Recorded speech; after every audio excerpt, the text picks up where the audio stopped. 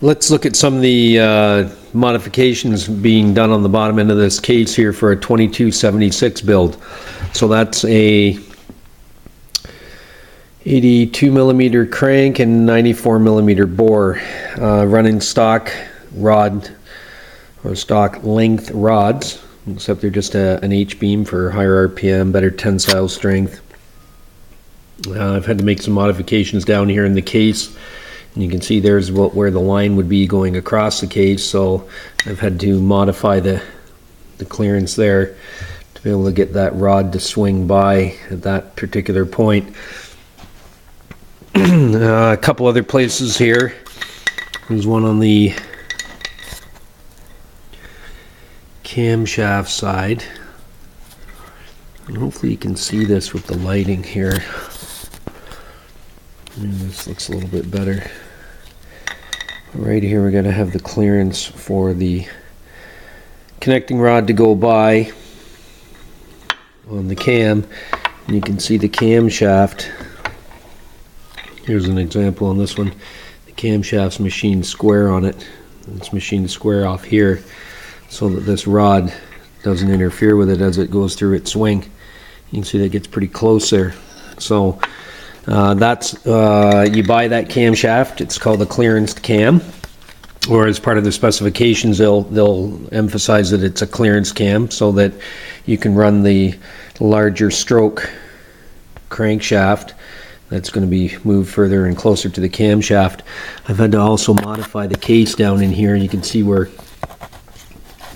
this edge right down in here, I've filed that off to allow that crank web to go by with the connecting rod, so when it comes around this way it just swoops by here. So I modified that to be able to give it the extra clearance there too. And down in the bottom of the case, it's got to be done down there, and down on this side also the webs have been cut out on it, not like the stock webs. For example, on this block, I don't know if you can see that, it's probably getting pretty dark, but there's the webs are very high in that one, and I've had to cut this one down considerably. You can see down in there, so I've had to do that to be able to get enough clearance.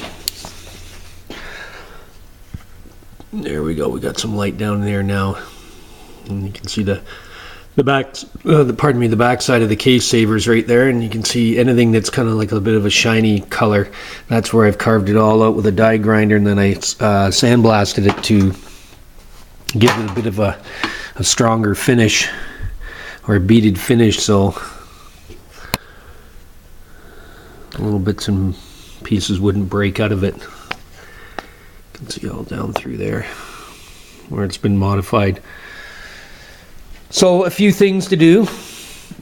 The camshaft, you can see the bolts are tooled down, so I had to clearance the pump to that, and then I also had to modify the back of the pump so that the bolts would go by. And you also got to take into consideration when you're doing these clearances that there is going to be crankshaft end play that is there, and then there's crankshaft end play that shouldn't be there as bearings start to wear.